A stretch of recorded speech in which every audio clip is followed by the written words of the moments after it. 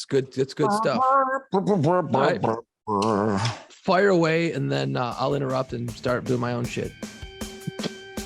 Yeah, don't interrupt though. I mean, everything that you just said right there is great. About I'm gonna interrupt. It was good up until the time you said you were going to interrupt me. And I thought that was probably not a good practice thing to do. We should probably start.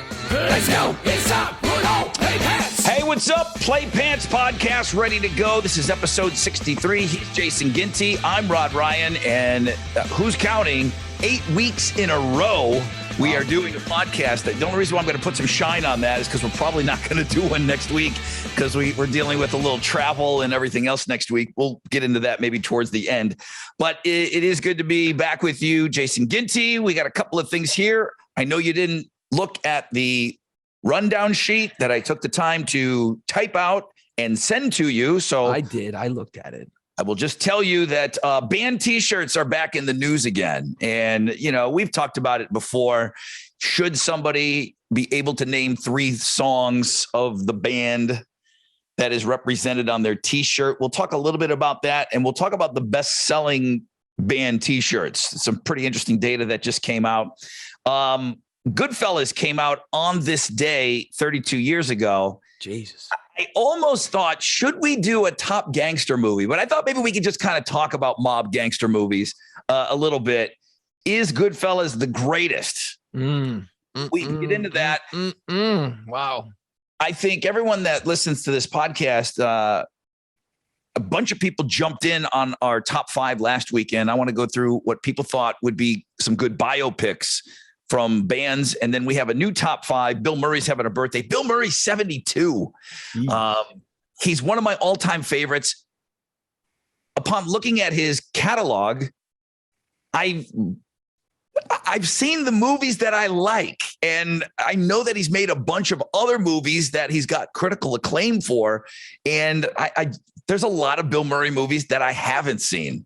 But I think I've seen enough. I know you've seen enough that we can present our top 5 favorite Bill Murray movies. He is one of my all-time favorite dudes, and he always has been. He's just a guy that I look at. There's very few people, but he's one of them. Will Ferrell has that quality. You look at them, and they're funny. Yeah. They don't have to do anything. That makes me crazy. You know, doing what we do for a living, a good chunk of it is you want to come off funny, you know, and those guys do it with no effort at all. And Bill Murray is one of them. And Bill Murray, correct me if I'm wrong, he's always had this look of like, I think he was born and he looked like an adult. He's always had an old look to him. I mean, obviously now he's 72, he's got gray hair, but going all the way back to like Caddyshack, he just looked like an older dude in all the movies I ever saw. He always just felt like he had an older presence about him, an older look to him. You know? I mean, he was on season, I guess it would be season 2 because he replaced Chevy Chase. So even on season 2, he never really had a huge, massive, thick head of hair. That does play it. That plays into how you look as far as like how old you look.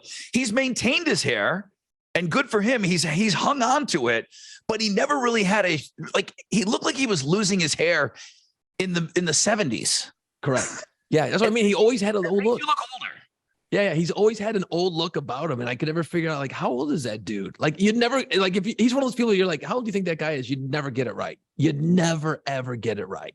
And I don't think his complexion is really good. I don't know if he had bad acne when he was a kid, but you're right. He's always had kind of an older look, but you know what? Good for him, man. It has not held him back. And you know, he got to leading man status with, I mean, here we are talking about who isn't a good looking guy, but he got to leading man status. And there are a lot of dudes out there. If you even look at the people that have come out of Saturday Night Live, I'll tell you one off the top of my head, Bill Hader. Like, I think he's one of the funniest people on the planet. I really do. And I watched a little bit. He does have a show, Barry, and it's pretty good. I watched it on and off, and I didn't like it enough to say, okay, I'm going to binge this. But I don't know that he's got that leading man thing. He might, but he's just as funny. Funny as shit. And anytime he's in a role, he's funny and he's good. It's just, you're right. He's got an odd, weird look about him too, though. You know what I mean? Like he's very bizarre. But he's hysterical, right? Yeah. And- And if you compare him to Bill Murray, he's better looking on paper than Bill Murray. You know what I mean? Yeah. Like I think he's, but no, it doesn't work. There's that it factor, you know? I think he's going to be eternally a supporting person in a movie. When he does it, he's awesome, you know? Kills it. Yeah, I don't know what it is. I mean, I would go see a movie that starred Bill Hader. I love him. I just don't know if it'll happen, you know? Jason Sudeikis obviously broke through on that.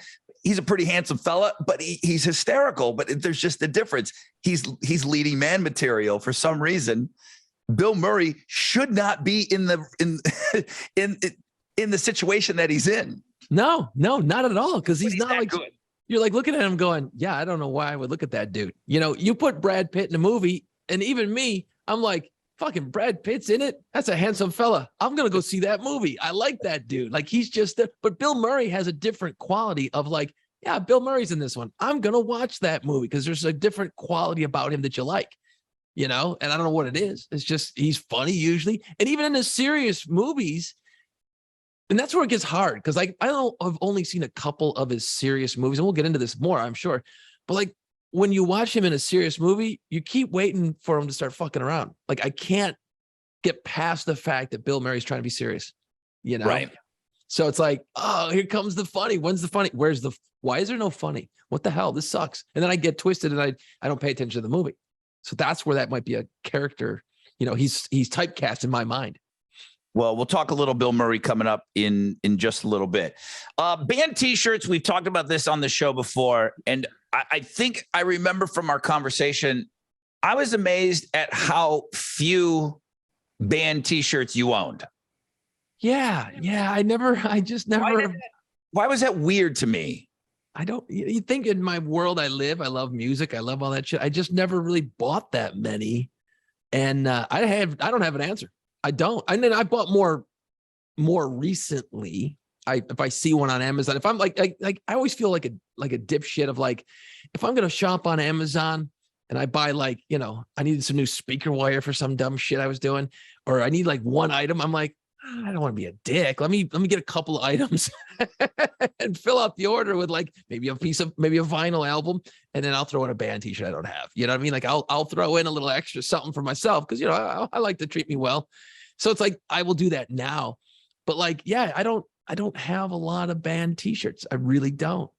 Foo Fighters, a couple of Van Halens. I got probably the best band T-shirt in the history of T-shirt material, the Nickelback, the Krog as we call it.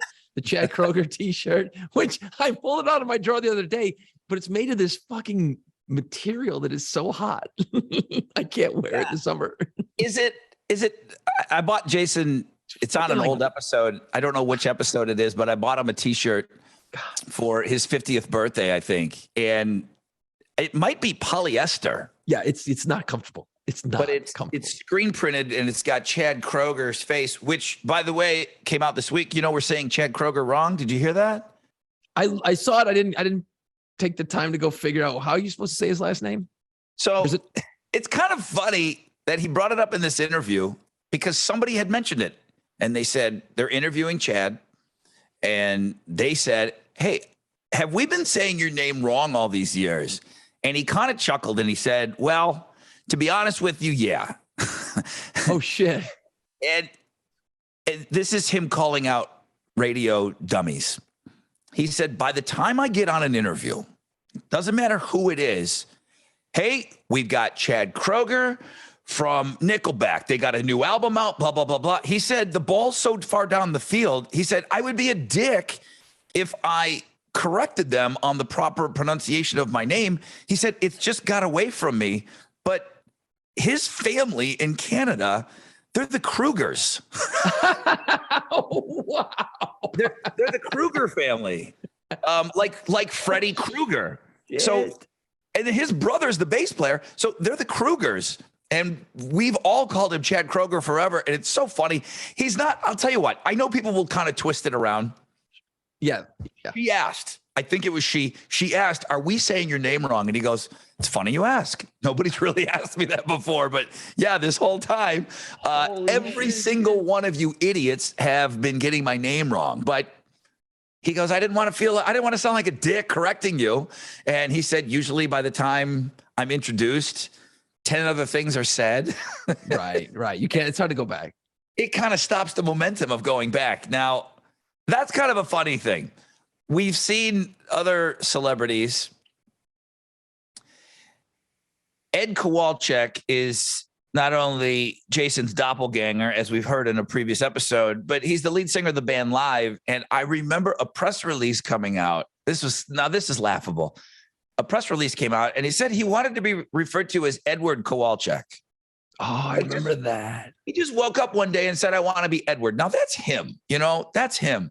But that's not such a hard thing to swallow. But if I'm ever going to interview Ricky Schroeder, it's going to be Ricky Schroeder. If he's a 60-year-old man from whatever, it's not going to be Rick Schroeder. And he went on.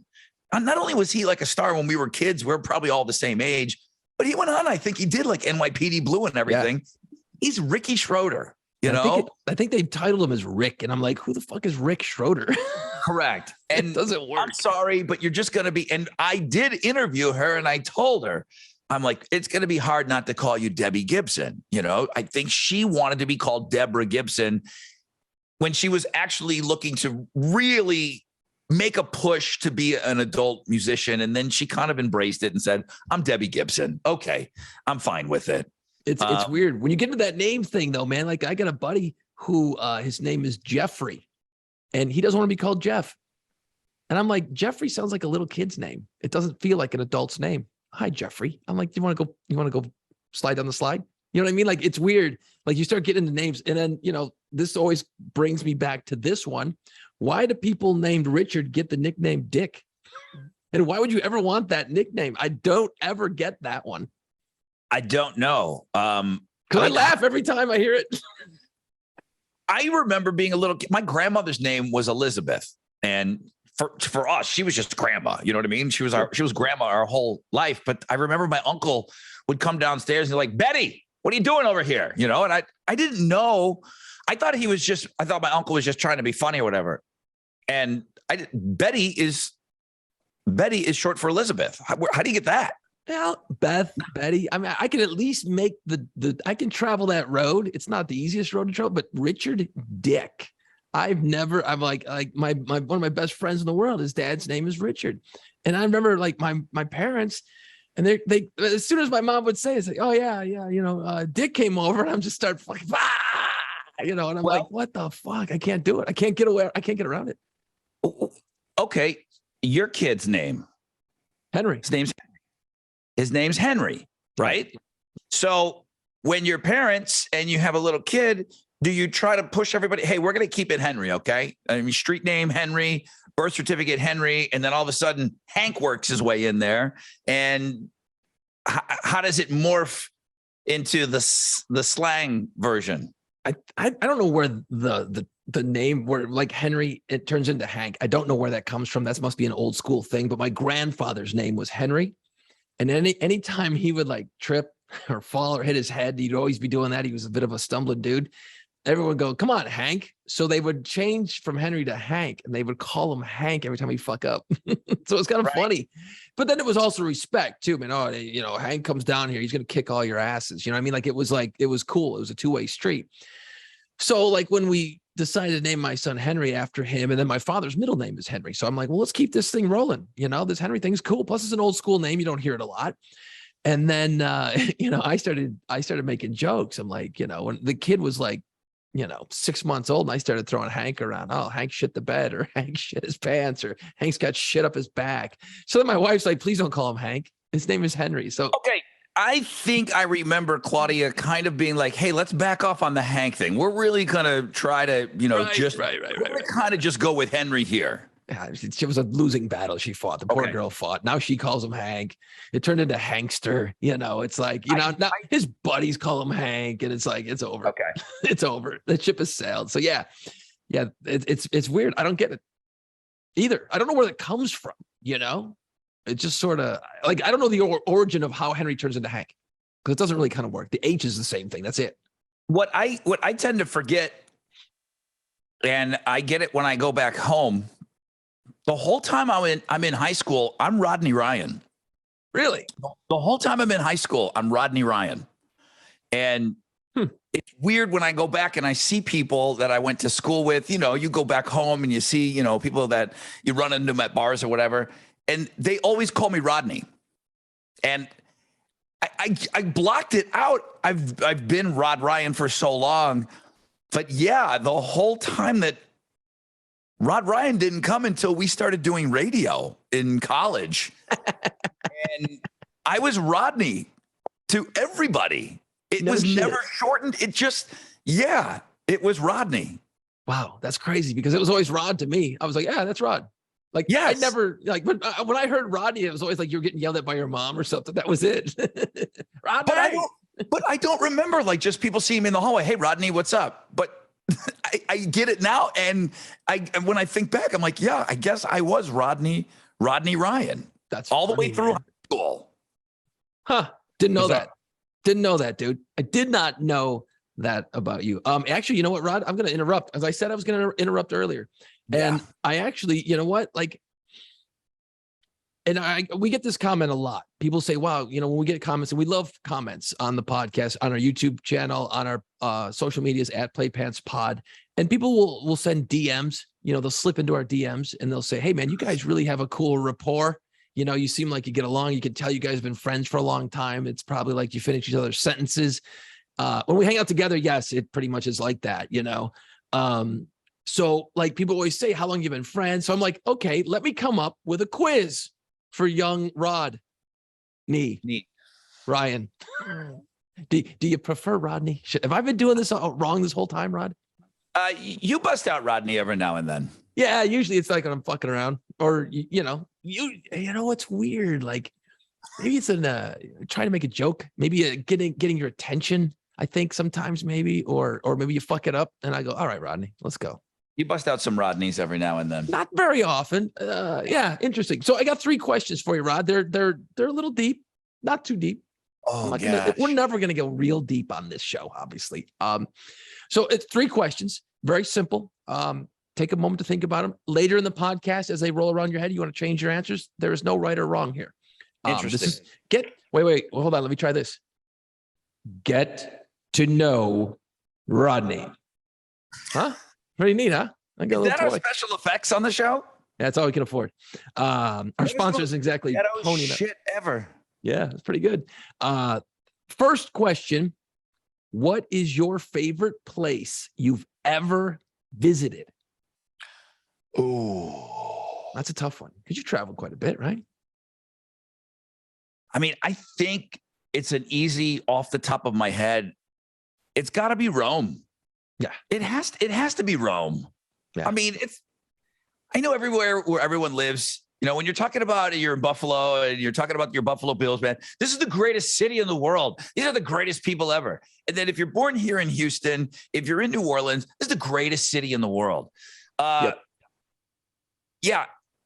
After Rome, wherever you are, after Rome, then if you want to say that your city is the greatest city in the world, then that's okay. I'm okay with you being number 2. Everywhere else is number 2.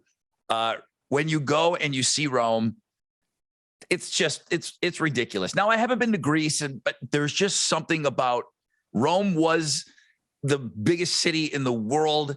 There's cities on top of cities. Yeah. There's buried cities. There's so much shit. There's the everywhere you look, the history and everything. What's the greatest city? What's the greatest place you've been? What's better than that? Because I know you've been there, and I know you've been to more places than I. What's better than Rome? Yeah, you know what? I've been to Venice, and Venice has got it's very unique. It's very romantic. It's very small. It's beautiful. It's fucking gorgeous. It's hard to compare that to Rome because Rome. One thing about Rome is great is like you're you get desensitized. Anything you do in life, you get desensitized, right? Once you do something for a little while, like we're on our way, me and my wife are heading towards the Coliseum. We're super excited. We're not staying far from it when we went. We're only a few blocks. We're going to walk to the Coliseum and go do the inside tour and all the bullshit, right? We're on our way there and we're just talking about, oh, how cool about the Coliseum. I can't wait to see it, blah, blah, blah. Meanwhile, we're literally walking down sidewalks where on the side of the road, there's just like chunks of old columns that are thousands of years old, just sitting there. And just seeing that alone should be enough to blow your skull. You know what I mean? Like you're walking by ruins to go see ruins. Yes. And it's like, what the fuck? This is outrageous. And the lifestyle is just so much more peeled back. That's what I really like about anywhere in Europe I've ever gone. You go to Paris, it's just more of a laid back vibe. It's your shoulders drop a little bit. You know what I mean? Mhm. Even for someone who's a spaz like me, who wants to always be like, let's fucking do something. It's like, oh no, man, you know what? Take your time, enjoy your dinner. Don't fucking choke it down in 20 minutes, relax. Those are the things I love. But I've been to Paris twice and there's just something that freaking gets me every time. God, yeah, that's a tough question to answer, but this is your damn quiz, dude. I don't give a shit about where I like, but yeah. I haven't been everywhere. I've been to Paris. I've been to Venice, which you mentioned, and it's just going to, I don't know what it's going to take. I don't have a huge interest in going. It makes me sound ignorant, but like Asian culture and stuff, I've had friends that have gone to the Great Wall of China and things, and it's amazing. The photo op is just unbelievable, but right. My neighbor is so well traveled. These guys, anybody that's not from here, they just smoke us. They've seen everything. When you're in Europe, and this, you're in Europe, you hop on a train and you go to other countries. That's what you do. You do that growing up, and that's why they're so well traveled. And we in America, we just stay here. We go to Disney World. Which is great. But it's just these. You got to go see Europe. It's just unbelievable. Yeah, and it's like I've got friends. Oh, America's the greatest country in the world. It's awesome. Don't get me wrong. I've been very fortunate, and I do love it, and I wouldn't change it for I love it here. But greatest, it just depends on what you like for a lifestyle. It's like if I could live in Europe, damn, I probably would. I like the idea of I could wake up and have breakfast in London and have dinner in Paris and then go over to Dublin. And then, you're just shooting trains around a couple hours and you're in a whole nother world. It's amazing, So I did a day trip in London, got up in the morning, and there's a train that goes underneath the English Channel. It's called the Channel. And it's a mind F because you're in this train and it goes dark. Now, here's me. We booked the trip. We're going in the Channel, right? I'm like, this is gonna be awesome, man. I'm thinking that there's gonna be like this glass roof. We're gonna be under the water. You know what I mean? Like, how you go in that. If you go to the aquarium in New Orleans, the aquarium in New Orleans is really good. But you walk into like that tunnel. Right. I thought the whole thing was gonna be like that. I'm like, cool, man. We're gonna see under the water and everything. It's pitch black. Okay. Like there's Subway, dude. Fucking Subway. I'm an ignoramus. So you come out, and it is amazing to think about this. You leave London, you go under the water in a train, and you pop up, and you're in France. Yeah, and then it's another hour, and you're in Paris. It's insane. Like you said, a train ride to go from London to Paris. Yeah, I did a day trip to Paris. That's insane. But it's great because I did the same thing across Europe. I went from Rome, flew into Rome, shot up to Florence, which, by the way, Florence, Italy, crazy beautiful. Probably it was like Rome, Florence, and then Venice. That was and I actually really like, I would have to go. Florence was probably my favorite just as an aesthetic. I mean, Rome is great, don't get me wrong, but Florence just had a whole different twist on it. And I didn't expect anything. I didn't know shit about Florence. I'm like, what the fuck is this? This is unbelievable. I just want to go shopping, Florence. There is that angle. And then last time we just went to London a couple months ago. And we took a train and ended up in Edinburgh, Scotland in like 4 hours, like across the thing. And Scotland, Edinburgh's fucking crazy cool, So I can't pick a favorite. Actually, I gotta be honest. I wouldn't be able to do that. So, but you pumped Punched in Rome. I like it. Okay. I dialed that one in pretty quick. All right. What's number two? Interesting. Number two. This might take a second. What's the last thing you did for the first time? What's the last thing you did for the first time? Which is hard. The older you get, that gets a little bit harder to do. The last thing you did for the first time. I mean, something cool, obviously, you know. Yeah. I mean, busting your knee probably wouldn't be on your list. Okay. Yeah. I mean, I've never torn my quad tendon before, but right. That's a shitty answer. We're looking for positives here. Man, I know there's got to be something more recent. The first thing that jumps in my head is jumping out of an airplane. You know, Good. You do that, and then and I did it again. But doing that for the first time, I talk about that day all the time with the people that I went down there with. The best way to jump out of an airplane is to go with a group of people that have never done it before. You don't even want one person spoiling it that says that they know and they try to tell you about it. There was 6 of us and nobody had ever done it before. And our friend Lisa Tomich, I called her at night and I said, hey, we're jumping out of an airplane tomorrow. Come and meet me at this place. And she did. What the fuck?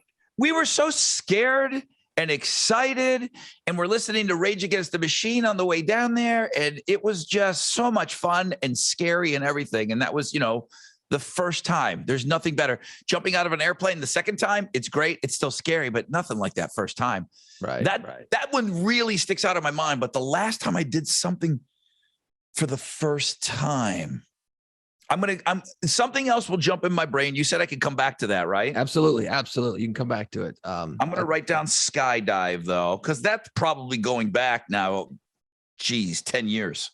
Yeah. So I hope that I did something for the first time. I mean, all that stuff with your kid you do for the first time, all of that. So There's that whole experience. I mean, watching a kid's head pop out of the bottom of a chick's torso. No, you don't want to watch that. That's great.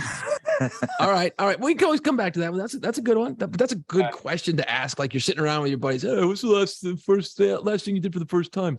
All right. This one is wild. I love this question because I have not come up with an answer for myself just yet. This sounds like, is this the dumb shit you as a program director? Are you doing interviews or something this week? No. What's going on over there? No, sounds I just like thought people. No, I like people like everyone listening, hopefully will be like, well, here's what I did. It's I'm just trying to get people thinking a little different, Okay. This is kind of a cool question. What movie world would you like to live in? Oh man. I changed this because it said what book. And I'm like, well, fuck, you don't read books and I don't read books. So what's the point? What movie world would you like to live in? Okay. Which is tough. Yeah. So Planet of the Apes is out because we are not the superiors. Okay. It's not going to end well. The apes are running the place. It's the Planet of the Apes. And then I would be in a cage. So I'm immediately thinking that's definitely not a world that I want to live in. No, you have monkey fingers in your ass and all that shit. You don't want that. No. Planet of the Apes is out. They don't want you talking. Good luck for us. I talk for a living. I'm not going to get along with those apes. Okay. Like I'm just dirty apes. I'm not going to get along well with the apes. So definitely not going to be, I'm not going to survive. I'm not tough. I got to live out there in the wild. I didn't see anybody wearing shoes. All I can think about is where I don't want to be. I don't want to be on the Planet of the Apes. Okay. That's a good one. But what world do I want to live in? Yeah. Like you think about Star Wars. Do I want to fucking be in space? Yeah. No, I don't want to be in space. Fuck space. I don't want to be in space. I'm watching. Are you? I know you watched Game of Thrones. Are you watching House of Dragons? I'm only like 3 episodes in. I like it, but I'm only like 3 in, so don't fuck it up. You'll like it more and more. But man, it's fucking hard to live in those times, huh? You don't live very long. Dirt, filth, feet, shit everywhere. They're putting leeches on your arms to get shit out of you. And I wouldn't survive in that. I'm not tough. I need to live in, Man. You start thinking, like, I was thinking, like, okay, well, Tombstone, I could be in the Old West and live in that little town. But you know what? I'd be the asshole who would say something stupid and get shot right away. So I wouldn't live very long, probably back then either. I just think like you're a smart ass. You're just going to get shot in a bar Yeah. over nothing, you And know? I don't really want to live like that, you know? People are always going to be like, whoa, about the pirate movies. Well, fuck that. You don't live long doing that shit either. So it's like, nah, I don't. Anything that's like pre 1920s is pretty dirty. Okay. Like I feel like everyone was dirty all the time. Yeah. But now you start thinking, okay, wait a minute. Could I live in this world? Wolf of Wall Street might be fun for a while because you're just doing blow off of hookers and it's just looking like it's awesome. Like those guys are having fun. It doesn't end well, but for a while, that might be pretty fun. It's blow, hookers, penicillin. Wash, rinse, repeat. Over Blow, and over again. hookers, penicillin. Wash, rinse, repeat. I mean, shit. That'd be a fun couple of years, though, huh? It would be pretty awesome. I got to be safe. But yeah, no. The Hangover, though. The Hangover. You know, you can come back to that one because that's a great one for like sitting around a bar and going, hey, what movie would you want to live in if you could, man? That'd be a good one. Because you start thinking, and you know, most movies don't end well for some people, and it's like, oh shit, I wouldn't want to live back then. You know, it's like when you go on vacation to a city, you're there for 2 days, you get drunk on where you're at, and you're like, oh, I could live here, man. I could live here. You know, it's like you watch, but there's a few movies, and I don't have an example. I wish I did. There's some movies you watch where you're like, it's so well done and it's all so perfect that like you're like, damn it, I feel like I'm in the movie. I feel like I'm there. There's a few movies out there like that. You're like, wow, I'm really there, you know? But what movie? Because you're right. There's always got to be like okay, so let's go Scarface because we're going to talk about gangster movies in a little bit. Like Scarface was rolling for a while, but man, he's got to look behind his back all the time. Like I can't stand knowing that it's going to come to an end soon. What movie is somebody just pimping, is banking, and it just continues forever? There's always a crash. That's what makes it a movie because there's always a crash. So what goes up must come down. What movie that goes up and then it's just like, okay, you know what? Fucking Willy Wonka and the Chocolate Factory, man. I bet you things worked out well for him with that chocolate factory. He took over for Willy Wonka. Yeah. He's got Oompa Loompas. They all seem to be pretty well behaved and they already know what they're doing. So I bet you Charlie had a pretty good life after he got the Chocolate Factory. Yeah, that's not bad. Because there you go. There's your good ending. And he got everything because it was those words that Gene Wilder said. You know what they said about the boy that got everything he ever wanted? He lived happily ever after. Well, fucking A, man. There's not a whole lot of movies that end that way. No. And you're taking over the Wonka empire. You're going to have money. You're going to be fine. That house was dope, dude. Okay. Yeah. You could have fucking mad parties over there. John Wick would be a bad one. The John Wick movies, because you're always getting your ass kicked. You're always fighting. Your ass kicked constantly, dude. Constantly. You're not tough. You're soft as baby shit. Ooh, the only reason why I know that, because I'm softer. So we're not going to live in John Wick's world for a long time. No. And then all that stuff scares the shit out of me. All that stuff scares me to death, man. It scares the shit out of me. So yeah, great question to kind of roll around. You know what? In a week, you're going to go, oh, I know what movie. These are ones that you're going to think about for a while. There are certain movies, and I don't have an answer either. It's like, well, you know, every time you think of one, you're like, ooh, no, that doesn't all the dust and Tombstone, you know, Shawshank Redemption. It's a fucking prison. You don't want to live there. You know, dude, he was getting pounded in the ass for years. No, that doesn't look good at all. No, looks terrible. Beat up. So anything pre-1920s, I won't make it. Okay. And then anything prison, hell no. That's my biggest fear in the world, dude. I wouldn't last 2 days. I'm telling you. I don't mind talking like in these terms on this podcast. I'm soft. Okay. I wouldn't do well in prison. No, I would learn to start sucking pretty quick because I want to live. I'd be like, okay, whatever you guys need, and I'm good. Just don't hurt me. Okay. I'm writing down Willy Wonka right now, but I know those fucking Oompa Loompas, as soon as I take over, they're going to go on strike. Then I'm going to have nobody to make my chocolate. Fuck. Yeah, it seems like something like cool from like the 70s would be kind of neat. You know, you start thinking like Easy Rider, like that lifestyle of on the motorcycle cruising across the country. Of course, didn't work out so great, but that kind of thing, like that that nostalgia that you kind of go back to. You're like, yeah, I could ride a motorcycle like that. Captain, the Captain America bike and all that shit and just be fucking cool. Like, just be cool all the time. Everywhere you go, you're just cool. You got the leather jacket, Although if you saw a guy pull into a gas station on that motorcycle, you'd be like, what a fucking asshole. Back then, Probably. He does get blown away at the end of the movie. Sorry. Yeah, it doesn't work out great, I mean, but things like that, you're like, yeah, but that looks like that nostalgia trip that you could go on. It would be kind of cool to live in that world, Anyway, something to think about, something to keep you up at night. So, Rod, you want to talk about, you want to do Gangster or you want to do Bill Murray? Well, we don't have to talk a whole lot about the gangster scene because I didn't even deem it worthy. I just thought it would be too obvious. Your favorite gangster movies. 32 years ago, 1990, Goodfellas was released. Robert De Niro, Ray Liotta, and Joe Pesci. And so good. I'm not saying something just to be controversial on this podcast, but I'm going to say that I like Goodfellas better than the Godfather movies. Ooh. I think Godfather, if I had to put them in order, and again, I didn't even deem this as being a top 5, but I would go Goodfellas, Godfather 2, Godfather 1. Yeah. And then, you got Scarface, Casino. Is Pulp Fiction a mob movie? Well, see, that's where I was kind of like. Is it gangster? Is it gangster mob? Yes. Fucking gangster. And gangster. Is Reservoir Dogs a mob gangster movie?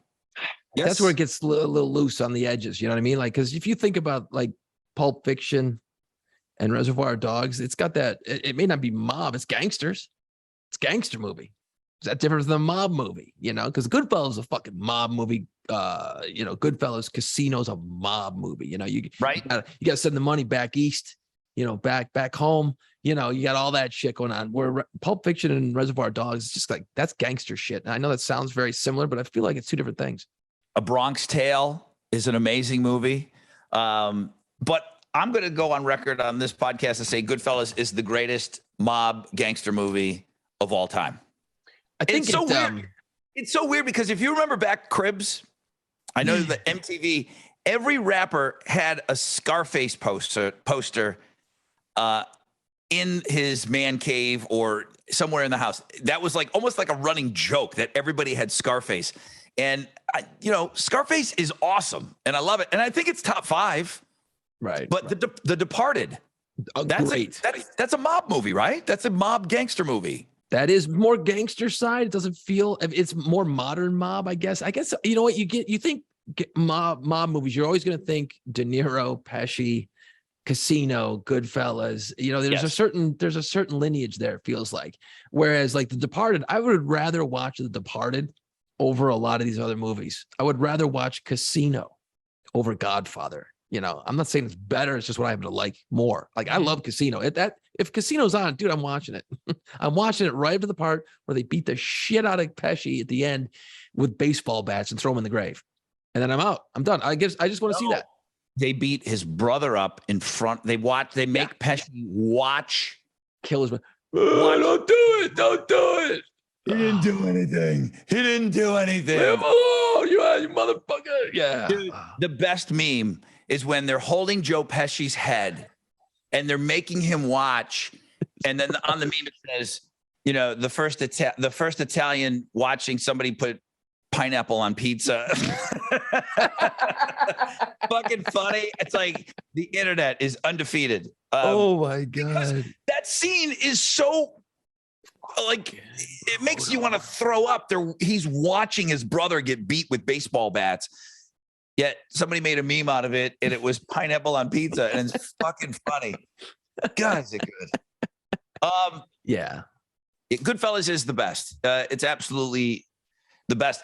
I had that guy, Henry Hill. He wrote a book. We interviewed him back in the day. Really? I don't know if it was with you, but he was doing radio interviews and stuff. Yeah, we interviewed him back in the day. The real guy. The real dude. Yeah. The real shit. Witness protection and everything. Yeah. Wow. Yeah. Yeah, Goodfellas is my favorite. I think it's the best. It came out on this day 32 years ago, and I remember going to the theater to go see it. And Really? the way that it's done, and just everything about it is great. I mean, Ray Liotta is just unbelievably great in that movie, and then he was a superstar from that day moving forward. You know, they mimic it in Swingers. They do that scene where they're walking through the kitchen. Yep. And they talk about it. It's like they talk about Scorsese and how he did that scene and everything. Light it for 2 weeks and get the lighting right, all the shit, which is probably true actually, because those guys are film nerds. Favreau and Vince Vaughn, such film nerds. But cool. Shout out to that scene, you know, from Goodfellas. Damn, man, that's and doesn't, not to ruin the movie for those who haven't seen it, but come on, you're allowed, dude. It's a 32-year-old movie. Pesci dies in that. Does Pesci ever survive a movie he's in? Like, has he ever lived through a movie other than My Cousin Vinny? Yeah, I don't think he's usually standing at the end Because he's such a prick. because he's usually such a bad dude that he finally gets what's coming to him. Yeah.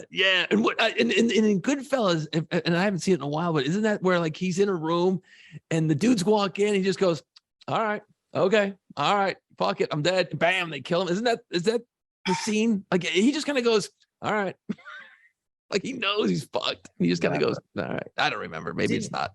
Did you see? It was a couple of years ago. Was it The Irishman?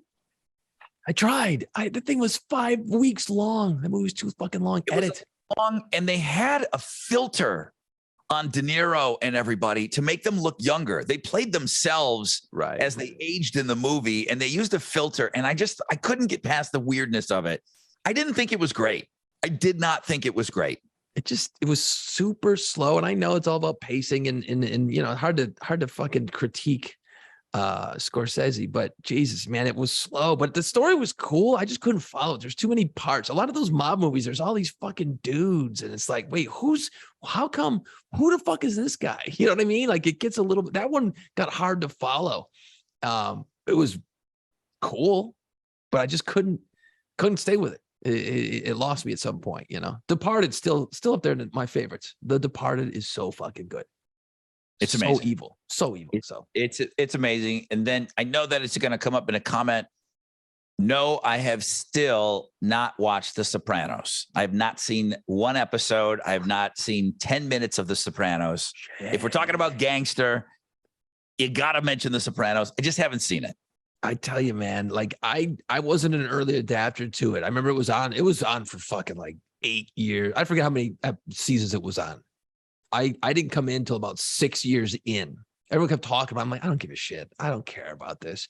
And then I just happened to be like, well, all right, let me give it a look. And I watched like some episode, just randomly watched an episode. I went, oh, this is fucked up. This is cool. So I went back and started from day one. And I finished finally, like I got it all worked out where like that last season, I took the ride through the last season. And I was fucking into it. Dude, you dig it. It's well done. It's so well done. That's exactly how I planned out Game of Thrones. I'm like, I'm not watching no wizards and dragons and bullshit, blah, blah, blah. And then I don't know what happened, but I just started to watch it and I binged it. And then I watched the last 5 episodes with the rest of the world. Yeah. And I got to be honest with you. You know what? We're so spoiled with the, being able to like binge watch something. And HBO's like, fuck you. I'm not giving you House of Dragons. You've got to watch it on Sunday night. You got to record it and watch it the next day. Oh, it's on too late. Morning radio, jerk. Then you record it and you watch it, on Monday, which is what I do. Monday or Tuesday, I try to get caught up. But now I'm finding myself that it is absolutely mandatory that I watch it on Monday. As a matter of fact, the last 2 weeks, now it doesn't start that late. It comes on at 8 o'clock. So I can kind of maybe get things wrapped up. The last 2 weeks, I'm so into it now. I'm watching it in real time on Sunday nights. I have to. I cannot wait. It's that good. I didn't think I needed it in my life anymore. Game of Thrones. Right. I know people will say The Sopranos is the best thing that's ever been on TV, or Breaking Bad, which I did see. It was great.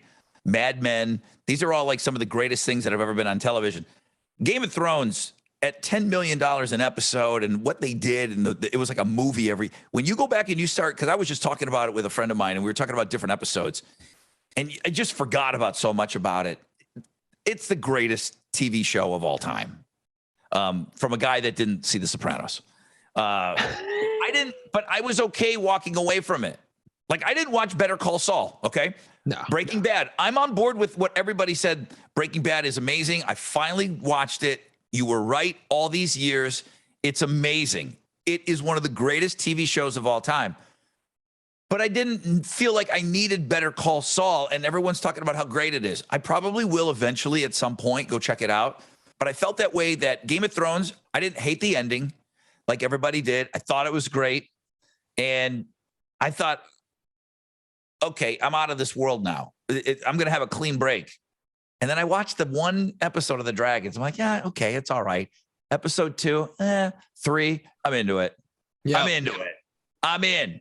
Yeah. So I think there's 5? You got a couple to go? I got a couple more to catch up. Fucking great. Yeah. I can't believe how great it is. Well, the great, It's not, I just don't feel like I'm supposed to be watching it. It doesn't seem like it. Why would that appeal to me? But it does. I never got into that. And back in the early day when Game of Thrones was on, I'm like, oh, what the fuck do I want to watch a stupid wizard dragon show? I don't give a shit about that stuff. I'm not into Lord of the Rings or Dungeons and Dragons or any of that shit. Yeah. And next thing you know, I watched like 2 episodes. I'm like, oh, this is fucked up, man. This is really nuts. The great thing about Game of Thrones, it never followed, you watch enough movies over the years, there's a pattern. Oh, meet your characters. Oh, they're cool. Fuck. Then they hit their hardship and then they have to go and figure out how they're going to do better. And then they're going to go have their big chase scene, love story. Yay, resolve. And then off into the credits. You can kind of see the patterns after a while if you watch too many fucking movies. Game of Thrones, you never knew what the fuck was going on. That was what made it so great. Like the famous episode of the Red Wedding one, right? I happened to be on a couple weeks ago and I'm watching it and I'm like, oh, I remember how fucking just devastated. I was on the floor for like an hour after I watched it the first time. And I watched everybody. You're like, there's going to be nobody left on the show. Well, that was it, man. They fucking killed the lead dude like the first season. You're like, what the fuck is this? They just killed the guy who was running everything. I'm like, Ned Stark's dead. How can that be? Sorry if you haven't seen the series yet. Nobody was safe. If we learned one thing from watching that, if you invested in a character and you're thinking, oh my God, this character is so great, they're never going to get rid of this character. Well, you better think again because they might die in the next 10 minutes. So great though. But the Red Wedding episode, I watched that and I'm like, God dang it, that's some good fucking TV. That's better than most movies. How just great and shocking. It just shocked you. You're just like, whoa, I didn't see that coming. Now I watched it the first time and I was just blown out of the water. Knowing how it was going to end the second time, you saw the tension, the way they were building it and stuff. And it was like, oh, this is brilliant. This is so fucking good, man. When people tell me that they've watched a series multiple times, this is a good question for the audience. What series have you watched more than once? Now, someone's going to type right now. There's people that have seen The Office, every episode of The Office 10 times. Really? That means start beginning to end. The Office is one of those shows that people watch continually. It's on in the background. For a 30-year-old, that's their Friends. That's their Seinfeld. That's always on in the background. Okay. There's people that will watch them in order and they'll watch all 10 seasons and they'll just start from the beginning again. I have never rewatched anything, but man, I tell you what, I wouldn't mind sitting down now that I'm back into this fucking House of Dragons. That's the only thing I would even consider rewatching.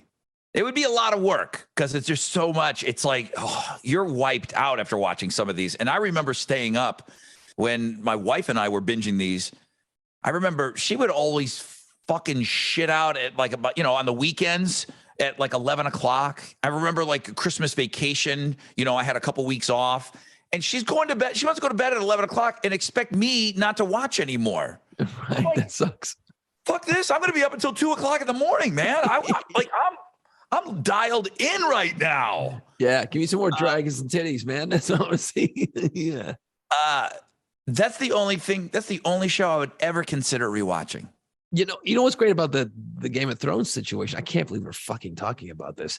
Is that there's just episodes you can go punch up and it's good. Like I've punched up. I've never rewatched an episode of it. I've never even come across it and say, "Oh, I'm just going to turn this on and see what it is." I have never ever watched an episode twice. There's a few that I've punched up a couple of different times, like the Battle of the Bastards, where Jon Snow is fighting the Ramsay dude. Now, do you go and so seek great. it out, or does HBO run it? I don't know if they're running it anymore. I'll go seek it out. If I'm doing something in my room or something, or I'm fucking like folding laundry or some dumb shit, I'm like, this is gonna take forever. Fuck it. And I'll throw on an old episode because it's a great episode. And it's like, holy shit. And it takes me twice as long to do what I gotta do because I'm sitting there mouth open watching it like an idiot. But yeah, I'll punch up certain episodes that are just so badass that I'm like, okay, this is fucking good. Every time I watch it, I'm like, damn it, that's good. That's I think it must be around Memorial Day weekend. Sometimes one channel, they'll kind of run all of the Band of Brothers. And now those out in the background are great. And in the same breath that I just got done saying that Game of Thrones is the best thing that's ever been on TV, hand in hand with Band of Brothers. And I remember for the longest time, before you could binge watch and we had all this streaming, that was the biggest selling box set ever for any movie, anything. The box set for Band of Brothers, that really, I mean, with Game of Thrones, those are the two greatest things that have ever been on TV. I mean, they're absolutely tied for number one. I got so caught up in dragons and stuff, but Band of Brothers, it's right there. It's hard to pick between the two. What was better? I know they're so different. What was better? What's better television? I mean, one's fucking real. It's history. I get it. But what's better? Overall, I got a deadlock tie for number one. Yeah, it's tough because like Band of Brothers is so great. So great. And then, you know, they got the old guys they bring in and they're talking and it's just like, you know, anytime I watch any of that historical stuff, especially war stuff where, you watch like Saving Private Ryan or Band of Brothers.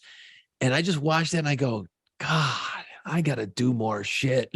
I get frustrated with myself after watching what these poor guys who are 17, 18, 19 years old went through, you know, and I go, oh my God, what am I doing? What am I doing watching TV right now? I need to be out doing something because I see what they did. And I'm like, oh my God, I can't be wasting time because these guys fought for everything we have now, you know?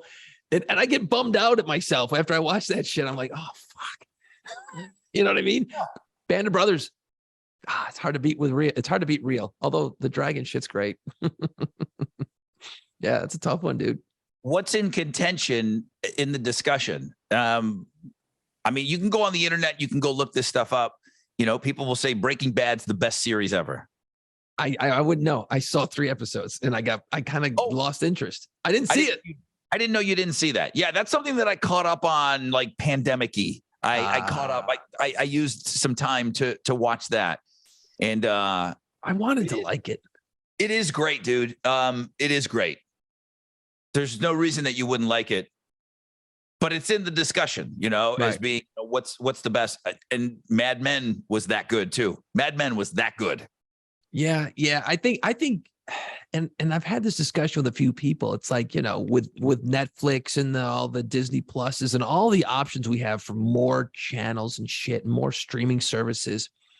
Like when it first came out, I'm like, I kept thinking, wow, is this just going to water everything down? Like, are we just going to, because they're starved for content. They're starving for content. Yeah, they need more content. Well, it's hard to produce good, watchable, interesting content. And I was afraid that like, oh, we're just going to have like 2 good shows and a bunch of shit, you know, filling out the programming. But that isn't the case. I feel like there's more good content out there, that there's a lot of stuff that was never going to see the light of day, that like Netflix and those streaming series. Now you've got all these great series that are out there. You're like, holy shit. It feels like there is a lot of really good content out there, you know? Yeah, there's a ton of shit. There's not time to watch all this stuff. No, there's just absolutely not. I can't. Like my wife will watch. She was watching some shit. She was watching The Crown or one of them Queen fucking shows that are on, you know, British shit. And I'm like, what is this? And she's like, oh, it's really good. I'm like, I'm out. I can't. Nope. No, I don't want to get stuck on another series, But then I fucking sit there and I'm like, oh, this is pretty good. And I'm like, no, get out of here, I mean, having a kid and the kid going to bed and then on the weekends. Right. The kid sleeping. Okay. I can't go out, I got to stay. So that's when I started kind of watching some things. And it's funny. I don't give a shit, nor does anybody really give a shit about the Emmys. But at least the things that I'm watching are being recognized and they're winning. So I'm watching the right shit. Like Succession is really good. It's really, really good. And it won a ton of awards. I know everyone laughs at me. I watched this Euphoria. It's really good. Okay. It won a ton of awards. They finally got me on Ted Lasso. I'm caught up. That's real easy. So great. I love that show. That's really easy. It's 30 minutes. It's really, really easy. But the thing that I've turned people on to is White Lotus. And I've heard of that. Yeah. It's not laugh out loud funny. But fuck, is it good, man? I mean, it is funny. There's plenty of laugh out loud. I mean, the guy shits in a suitcase. Okay, that's funny to me, man. Okay, the guy working at the hotel shits in a patron's a visitor's suitcase. He's so mad at them. It's fucking funny. Stifler's mom won an award. I mean, it's good, dude. Huh. So the guy that wrote it is Mr. Schneebly, Ned Schneebly. He's really smart. Right? The guy from School of Rock that Jack Black calls in and substitutes in his place. Right. That guy, he's not really in the movie that often, but he's Ned Schneebly. That guy is the writer and does everything. White Lotus is his show. Holy crap, dude. Yeah. Wow. And he's really fucking funny, dude. Huh. White Lotus, it's an easy watch. I think there's about 10 episodes. It's good. All right. It's funny, dude. It's funny. I'm going to have to fucking watch that now. Damn it. See, I don't want to watch more TV. I really don't. I like to go outside and do stuff now. So, all right, Rod, we got to take a break. Let's talk about some Pirates, and then we'll do our Bill Murray top 5 favorite movies he's been in. He turns, 72? Happy birthday to Bill Murray. Yes. So coming up, our top 5s. New Orleans. I think I'm going to be popping into New Orleans possibly next week. Excellent. Now, when you go to New Orleans, it's one of my favorite cities. It really is. Be sure and book the Pirates of the Quarter walking tour. Hey, cool Karen listens to the podcast.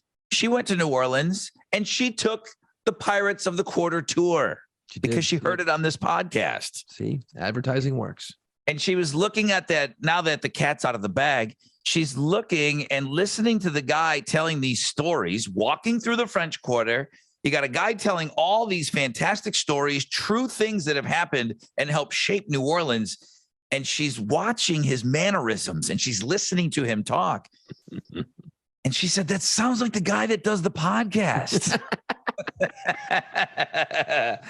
So you're grabbing a drink, you're walking the streets of the Quarter, you're hearing these unbelievable stories, the pirates and their involvement and how the history of New Orleans is so intertwined with pirates. So the tour is you're going to be surprised. You're going to have fun the whole time. You party the whole time that you're doing it. There's so much more to New Orleans than just Bourbon Street. Save a little time, discover the pirate history that formulated and shaped New Orleans. Details at piratesofthequarter.com, at Pirates of the Quarter, all the socials and everything else. Really easily bookable online. If you're going to be going, save. I mean, I know you know these guys really well. Yeah. How long?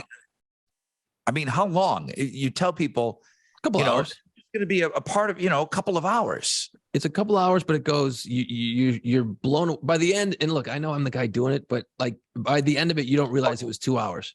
It goes fast. It's loose. We're not like it's not like this, stringent fucking rules and stuff. It's like, man, you got a question? Let's talk. Let's get into it. You got a good question. Let's go down that road. You got a great opportunity here. The guides are super cool and knowledgeable. Yeah, they're all right. But okay. I mean, if you tell the captain, like, hey man, you mind if I pop in here to get a beer? Sure. Yeah. Okay. Go for it. Fucking hurry up. It's loose as a goose over there. All right. So it's fun. At Pirates of the Quarter. Make sure you go and check out all the socials. Bill Murray, 72. Wow.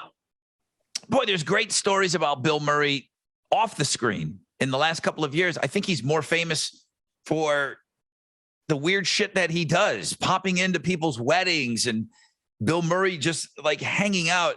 My favorite Bill Murray story is he doesn't have a telephone. I don't know if any of this stuff is true. These Bill Murray stories, they continue to grow and grow and grow. He seems to be like a super cool guy. He seems to be quirky. So when they tell me that, and I say they, the internet, to ask Bill Murray to do a movie, you just got to know how to get a hold of him. You can't call him. I don't think he has an agent. No, he's got a voicemail. He's just Bill Murray, you know. And if he thinks that the script that you're talking about sounds interesting, he'll do it. You know, he'll take some chances. Some of those movies that he takes chances on, I don't take chances with him. I stay away from him. But you know what? I've liked Bill Murray my whole life. Yeah. I liked him my whole life, and my list is very reflective of some of the older things that he has done, and we've all grown up with Bill Murray. So my top 5 is going to be a pretty obvious list, I think. I don't think there's going to be any there's not going to be any like super independent, you know, only 10 people saw that Bill Murray movie as being one of my favorites. One of the stories that always creeps up, you see it come up online all the time, is where he'll be in like a fast food restaurant in line, and like you'll be sitting at the table in McDonald's or wherever, and you got your cheeseburger and your French fries and your ketchup, and Bill Murray will come up and just start eating your French fries. And before you can get your phone out to take a picture, he'll go, "No one's ever going to believe you." And he'll walk away. He's awesome. It's like, that's the greatest. Like he seems like he's just having so much fun being Bill Murray. You know what I mean? Yeah. And I feel like the other guy that has kind of those same legendary stories, Tom Hanks, is kind of cool with that. He's cool with being Tom Hanks. He's out there. He takes advantage of the time that he's there. If he's walking by and there's a wedding, he's going to jump in the photo, you know, like that's awesome. He knows who he is. He knows it's a big deal. Yeah. But Bill Murray on another level of just quirkiness, you know, weirdo. And, yeah. Yeah, and I love him for it. Jason, top 5 Bill Murray movies. Why don't you go first? I'm not going to spend a lot of time because I'm pretty sure our lists are going to be very similar. I'm pretty sure they're pretty similar. Yeah, well, and I don't want to say this is a problem for Bill Murray, but I feel like he plays kind of the same guy in a lot of his movies. I don't know if you've noticed. He's kind of the same dude. Different, quirky, weird, funny guys. But there's always a similarity there. Number 5, and the reason I like this movie is because he's a little bit different. He's over the top in it. Kingpin. It's the bowling movie. Yeah, it's a good one. But he's so fucked up with a big comb over that sticks up, and he's just a disaster. And it's so over the top. It's so bizarre, man. Kingpin is great. That's my number 5. Number 4, we've talked about this movie a few times. And, it's got one of my favorite motivational speeches I've ever seen in my life. It's Meatballs. You know, it just doesn't matter. It just doesn't matter. You want to get fired up or something, go look that scene up from Meatballs. It just doesn't matter. Bill Murray speech. Watch it. You're going to be so motivated to do nothing. When I was a kid, apparently HBO only had the rights to about 25 movies, and Meatballs was one of them. And Meatballs was on all the time. Yep. Like Meatballs and Beastmaster. There was about 25 movies that's all they played over and over again. I must have seen Meatballs a million times. Absolutely. And I love it still because it seems like a place. Oh, you know what? The question from earlier, what was it? Name a movie you would like to live in. Meatballs would be pretty cool.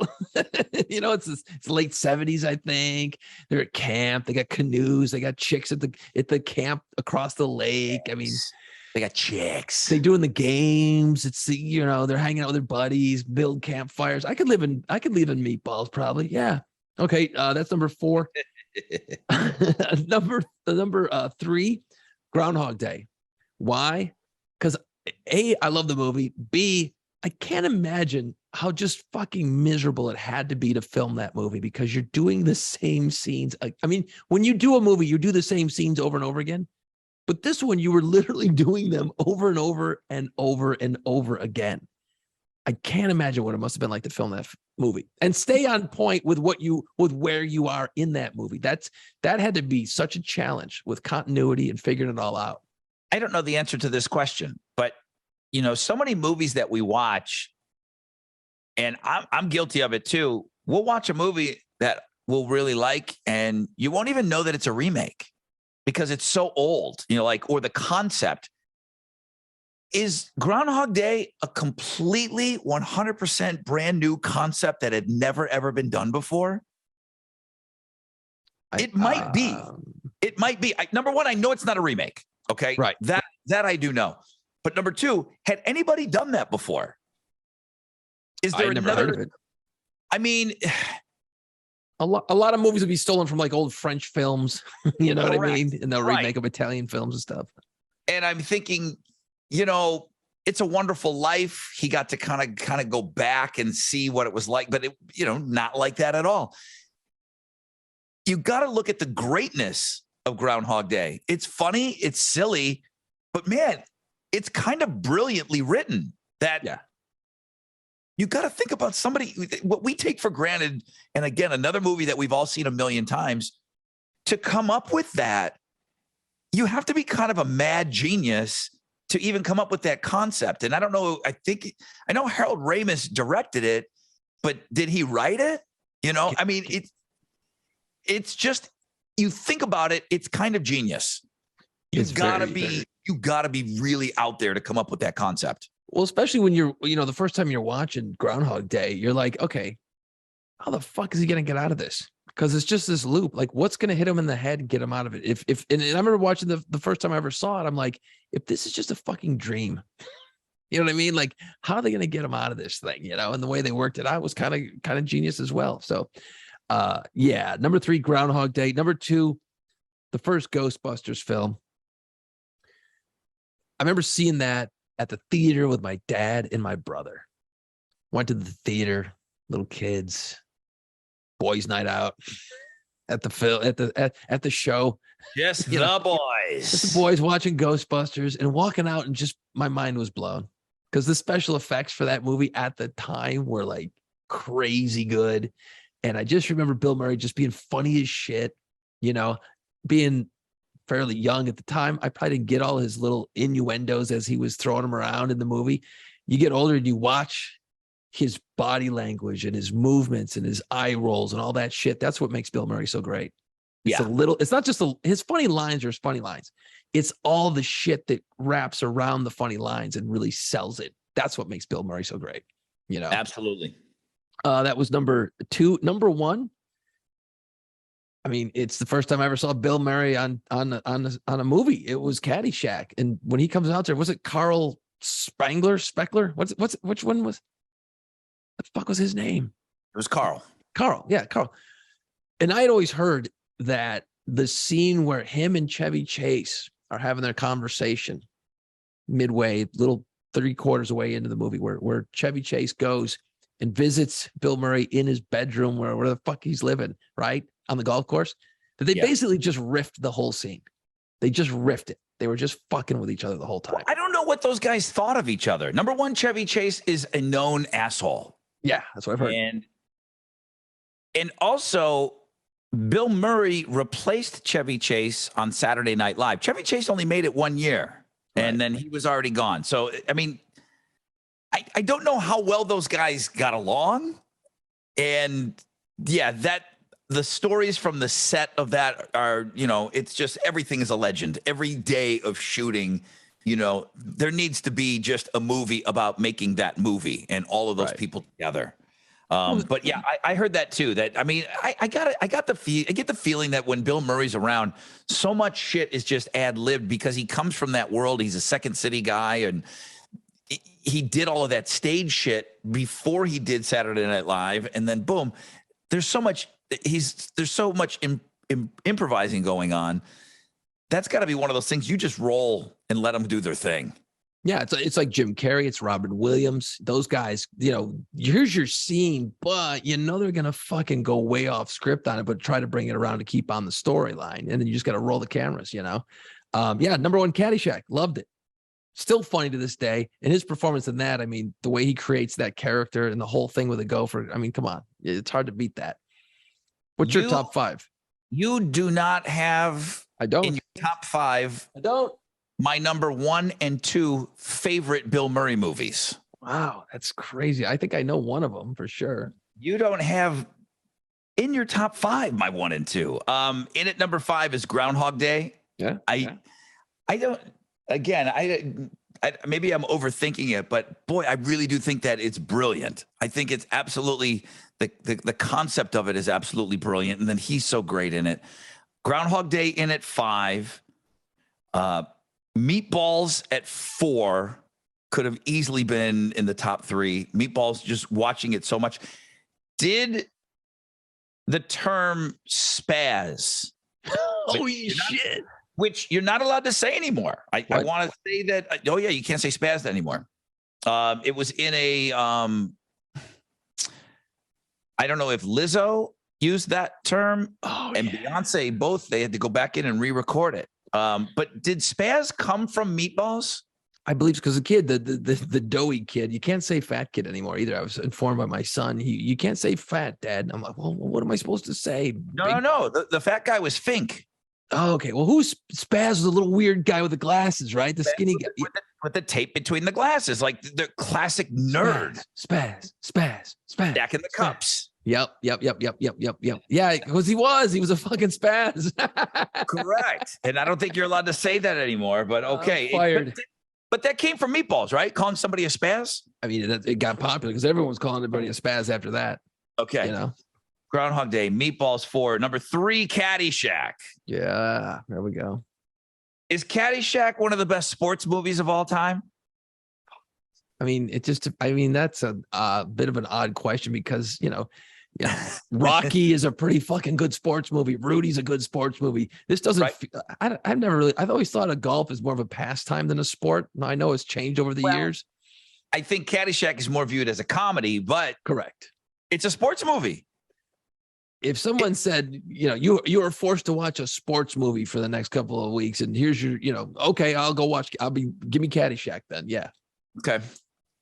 Number 3, Caddyshack. Number 2, filmed here in Houston, Texas, Rushmore. Yep. That was one of those ones where it was a little bit dry. But it's that Linklater guy that makes those movies. Right. It's, that the Life Aquatic with Steve Zissou, and, he makes all those movies.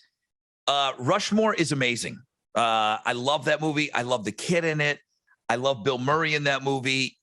And you're right. It's not Bill Murray being silly and slapsticky meatball Bill Murray. Right. But it's classic Bill Murray. Rushmore is amazing. It's an amazing movie. The soundtrack is amazing. That's my number 2. And my number 1, that's the fact, Jack, Stripes. Stripes. Yep. Maybe. I mean, I think from when I saw it until I'm at least 30 years old, Stripes is my favorite movie. Like Stripes is my favorite movie. Is it still my favorite movie? I don't know. It's definitely a top 10 all-time favorite movie for me. Wow. Just seeing that movie. It's the first time I saw titties on. Well, that helps. The first time I saw titties on screen. So that was awesome. R-rated titties was a big deal for me. I know every line of the movie Stripes. And I know every line in the movie Stripes. It's just amazing. All of it from start to finish. You didn't put it in your top 5. Why? I didn't put it in my top 5. I've seen it a couple of times, and I think it's one of those things where all those lines, all those famous lines kind of got thrown out into the pop culture landscape kind of before I really saw the movie. So it just felt disjointed to me. I didn't see the movie till much later. So like all the funny lines were all over the place. And then I watch the movie. I'm like, oh, okay, I guess, man, it's pretty good. I think it's just, I watched it at a weird time. It has nothing to do with the movie quality. I caught it on a weird angle, That came out after Meatballs, and then HBO again beat the shit is on, and we just watched it over and over and over again. And this is now getting into, now like by the time I'm in high school, that's my favorite movie. There's just no question. By the time I'm in 11th and 12th grade, Stripes is my favorite movie. And that's going, and that's even already with all the John Hughes movies and everything. Stripes is my favorite movie. Maybe Fast Times and 16 Candles and all that other stuff. after Stripes, dude. That's how important that movie was to me. Yeah. It's still Bill Murray's best movie, and no awards or no anything like that. It was before Bill Murray, became. These are his early. I mean, Meatballs, and that's early shit for him. So that's really, really early stuff for him. And chronologically, it was Meatballs, then Stripes. Yes. Okay, so you can see where he was building. You know what I mean? Like Meatballs, he's good. He's really well. He does a great job of that movie. But he's fresh out of Saturday Night Live. Right. With Meatballs. Gotcha. Okay. I mean, for all I know, that's what got him to quit. And then Stripes. I'm sure there might be something in between there, but yeah. I mean, Meatballs, Stripes, Caddyshack. You can't go wrong. I tried watching Scrooged one time, and I'm like, this blows. I can't get through this. Oh, dude, I like Scrooged. Really? I don't know. Maybe I just, again, caught it wrong or saw it too late after it was already long gone and cool. I don't know. I just couldn't get into it. It's good, and he makes it good. The story's been told a million times. It's A Christmas Carol. Right. But he makes it great because of him. I mean, carries the things that he does. Yeah, he absolutely carries it. I didn't have Ghostbusters on my list just because it just wasn't a top 5 for me. And I just wanted to give a mention to What About Bob? It's good. It's good. But Richard Dreyfuss is good. Right. Richard Dreyfuss is just as good as Bill Murray. They are absolutely equal in that movie. Bill Murray is always, he outdoes everybody in his movies. At least the ones that we're talking about, even Ghostbusters. He's everybody's favorite Ghostbuster, right? So totally. That's the time where you look at Richard Dreyfuss is just as funny. Mm-hmm. He's not. Bill Murray is not better. And maybe Richard Dreyfuss is a little bit better, but it's the same thing when I talk about John C. Reilly. He's the only guy, because the new Bill Murray for me was Will Ferrell. And I started to love everything that Will Ferrell did in the same path with Saturday Night Live. And Will Ferrell is always the best guy. But when John C. Reilly is there, Step Brothers, he's just as good. He's just as good. And then Stupid Talladega Nights, John C. Reilly is fucking just as funny. Will Ferrell can out-funny everybody but John C. Reilly. And what's great is they push each other too. That's what makes that great. That starts out here, and by the time they go through those scenes 4 or 5 times, it's exploded. Because their chemistry is great. Their chemistry is fucking great. The fucking Catalina wine mixer, dude. I can't believe it. What a great fucking movie, dude. Yeah, I'm gonna have to go back and watch Rushmore again, because I saw it once years ago and I was just like, I don't know. But that comes to the point I was talking about earlier, where I'm watching it thinking Bill Murray's gonna do Bill Murray shit, and he never does Bill Murray shit. And that's where I was like, well, what the hell's going on? What am I watching? Is this wrong? What's going on here? And I couldn't get past that. So I have to go back and watch it with a clean lens and not think that way as I watch it to appreciate it, I think. Wes Anderson is the guy that makes those movies. I might have said who? Linkletter. He made. He did the high school movie there. Wooderson, right? Isn't that him? Yes. So but they're both Dazed Texas. Confused. Dazed and Confused. They're both Texas guys. So right. Wes Anderson, that guy does his own thing. Yeah. The Royal Tenenbaums, the hotel movie, the Hotel Budapest or something. Very bizarre. He makes his own style in his own movies. And right. There's people that will just absolutely love every single thing that I'm a love-hate Wes Anderson guy. I don't love everything that he does. I'm gonna check out Rushmore again, though, for sure. But he uses those Wilson brothers, and he uses, Bill Murray. Those are good people to use all the time. Those are really good people to use a lot of. Well, it's like, Tarantino uses his guys all the time. You get, Scorsese uses his guys all the time. Once you find somebody, it's like, well, you kind of start writing parts for those people, and you go, okay, I got this guy in mind, and let's make it happen. I gotta go watch more movies now. Damn it. What I'm gonna do is I'm gonna punch up some gangster movies this weekend. Actually, you know what, Rod? Not this weekend. going to Los Angeles. The Foo Fighters Taylor Hawkins tribute show is Tuesday night, the 27th of September. I'll be in LA. I'm leaving. I'll be out there all weekend. I'm going out Saturday morning and going to be hammering around LA for a few days. I cannot wait, dude. I'm looking forward to getting out. And LA's great. I love going to LA. Do you love LA? You know, there's something about it. And I can't put like New Orleans, I love.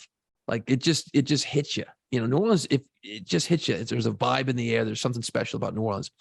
LA, I think I've been out there many times at this point. And I really like it. I don't know what it is yet. I can't figure it out. I don't know if I'm still kind of starstruck where I'm like, I'm in LA, man. This is where all the cool shit happens. This is where all the cool shit comes from. You know, I don't know if I can't get past the cool part of it, but I love like hiking Griffith Park near the Hollywood sign. I like going to Venice Beach and riding the bike up to Santa Monica Pier and doing all that shit and hanging out, you know, in certain areas and going to restaurants and shit. There's just something about LA I like. I don't think I could live there. I don't think I could. Yeah. Maybe if one of the LA radio stations calls up and goes, "Hey, dopey, come on out," I'd be like, "Well, maybe." I can't barely get through New Orleans. Okay, I fucking this station up bad enough as it is right now. So I don't think LA's calling me. Real quick, I wanted to give a shout out to some people that have been chiming in on our YouTube channel.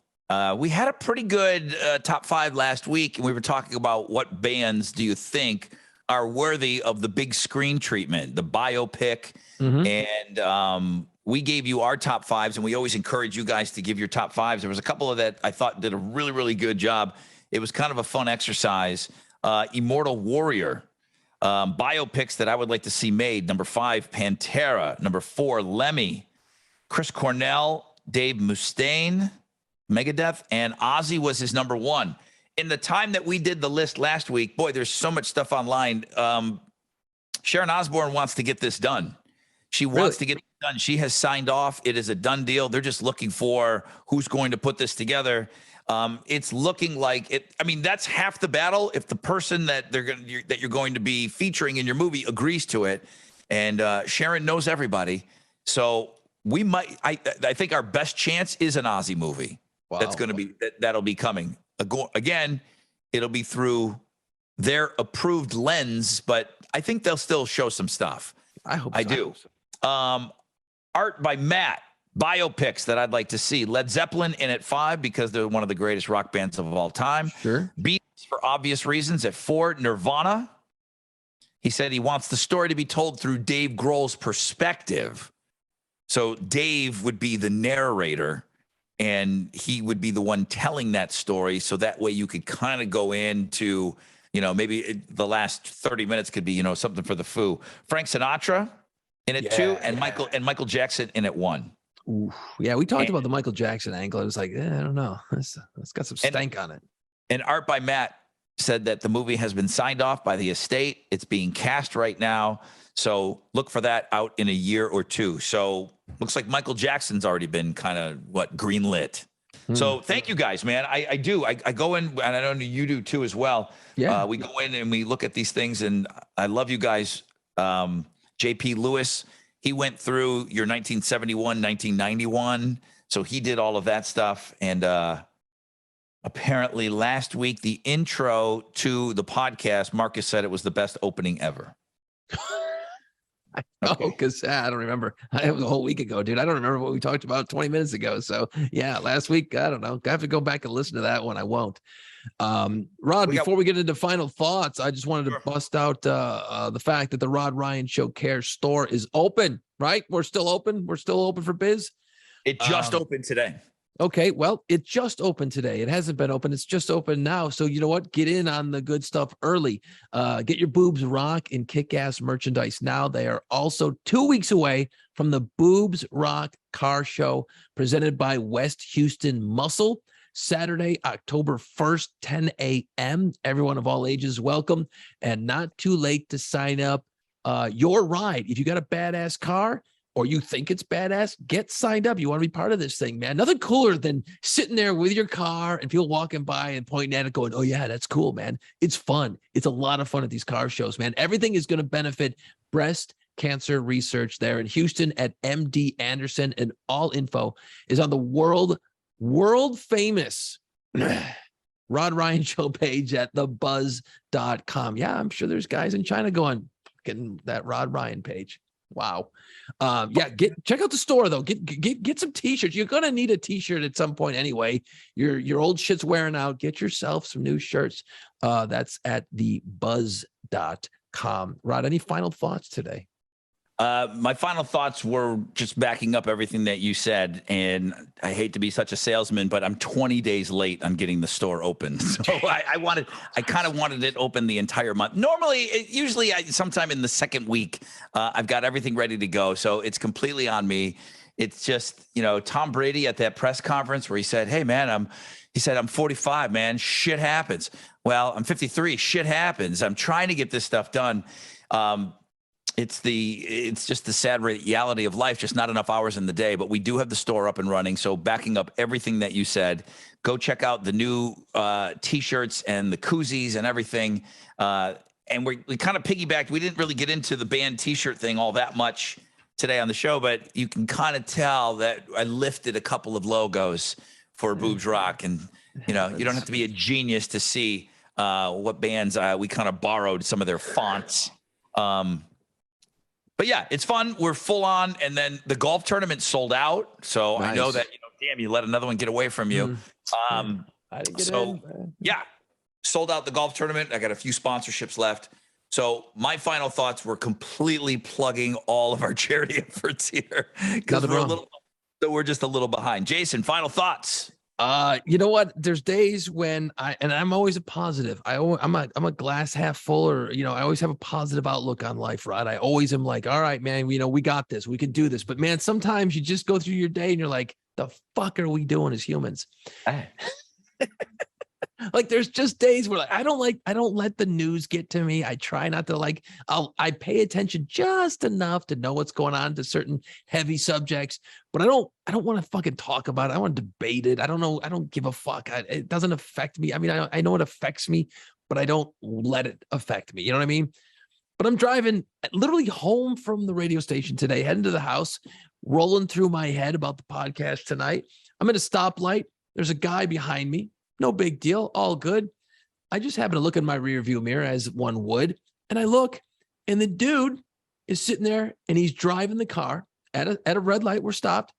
And the woman in the passenger seat hands him a baby, a real live infant, like maybe 6 months old. And he's sitting at the stoplight in his car, holding the baby, just like you would on the couch as you're watching TV. Okay? Yes. And then the light turned, and I'm mortified. I'm like, what the fuck? And I take off at the green light, and here's your boy, one hand on the wheel, baby on his chest, and driving the car. Well, and I just went, holy shit. I freaked the fuck out. I went, this is where we're going wrong right here. This is one of the things. Dude, it seems like a basic math situation to me. Yeah, that's some scary shit. That's some scary shit. Like it freaked me out. Like I drove home and I'm just like, oh my God, that poor kid. Like if that's the decision being made in that car in that moment, what's going on at home? There's got to be a ton of other shitty decisions being made. And then I start letting that shit eat at me. And I'm like, oh my God, what the fuck? And then I'm like, okay. You know what? You can't let that shit ruin your day, man. I mean, it's not on you. It's not your fault. What are you supposed to do about it? Not a damn thing, unfortunately. I'm not. What can I do? What am I going to do? Get out of the car and go, hey, friend. Hey, sir. Hey, I see you're driving with an infant on your fucking lap. You maybe want to get a car seat. What are you going to do? You're going to get your ass kicked. You can't do that. That was my thought. I know it's not a big positive yay go team at the end of the podcast, but Jesus, strap that kid in. Yeah, it's pretty scary. It's fucking sad. I was just like bummed out. I'm bummed out now, and I bummed everybody out. Sorry, I didn't mean to make it that way. But we give out these backpacks in the summer, and these cars come rolling through, and there's like 4 or 5 kids in the car, not one car seat. It's not my position. Here's your backpacks, man. But are they in a parking lot and you're kind of like just chilling and you're waiting in line? No, there just isn't a car seat in the car. Oh, Kids are all over the place. It's wild, dude. It's wild out there. I mean, I get it.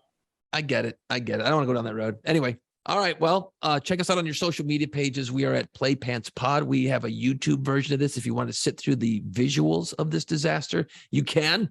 Leave your comments. Smash the subscribe button. The importance of the subscribe button really helps. You will get notified as soon as we upload an episode.